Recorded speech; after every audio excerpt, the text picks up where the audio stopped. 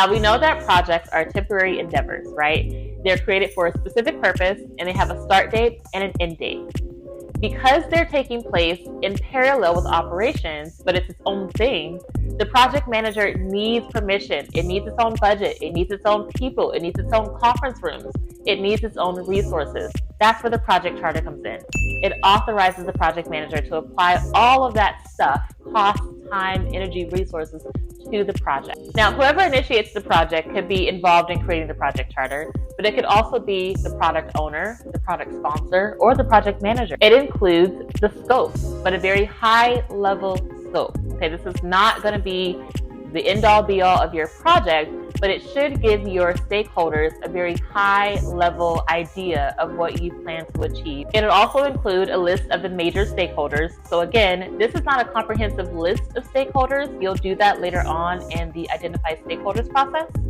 But the project charter should have the key players that you need to be involved. Exclusions are also a huge part of the project charter. It tells the business what we're not going to do on this project.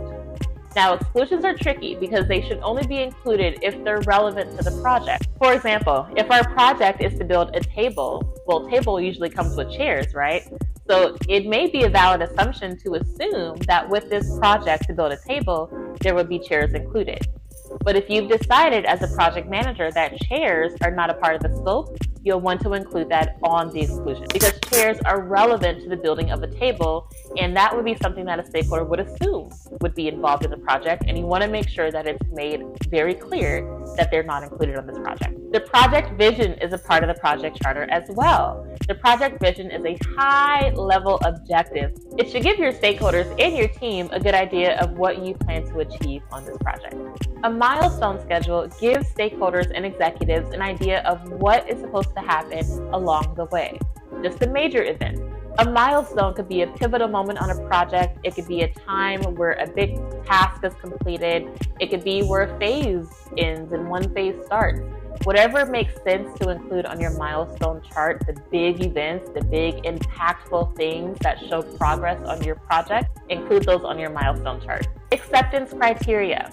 This is a list of criteria that needs to be met in order for your deliverable to be marked as accepted by the customer. This could be anything from all stakeholders have to approve.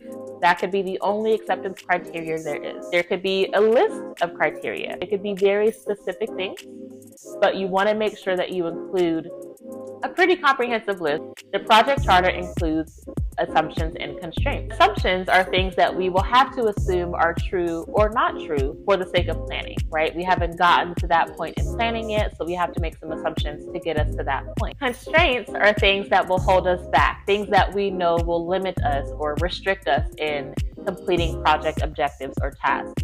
Constraints can be regulatory laws, it could be weather, it could be organizational policies that force you to do something a certain way or within a certain timeline. It could be that you only have a limited number of resources available. Constraints and assumptions can be anything, but again, make sure they're relevant to the project at hand. There may be some other high-level info on your project charter. Check with your organization, check with your PMO to see what's normal, what's accepted, what's expected of you creating a project charter.